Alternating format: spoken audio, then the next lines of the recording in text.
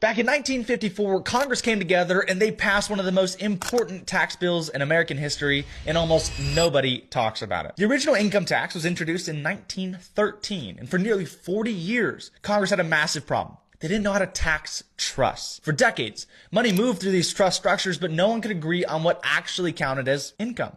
There was no clear rule, no consistent framework. So in 1954, Congress came together and they stepped back in. They passed what we now call Subchapter J of the tax code. On the surface, it looks boring. It's just the section that talks about trusts. But buried inside of Subchapter J was a quiet admission. Congress admitted they couldn't define income inside of irrevocable trust on their own. So instead of forcing a federal definition, they made a different choice. They said, hey, we're just going to follow fiduciary law. In plain terms, it means the rules of the trust and the law of the state come first. The federal government comes second. That single decision changed everything. Because now, trust income wasn't being defined by politicians or federal agencies. It was being defined by the fiduciary of the trust, the trustee. And Congress understood exactly what they were doing. They understood trusts because they used them. They were trustees of family trusts and estate trusts, long-term structures designed for generations. This wasn't about breaking the law. It was about writing the law around their fiduciary structures. That's why this history makes people uncomfortable, because most people were taught that the IRS decides everything.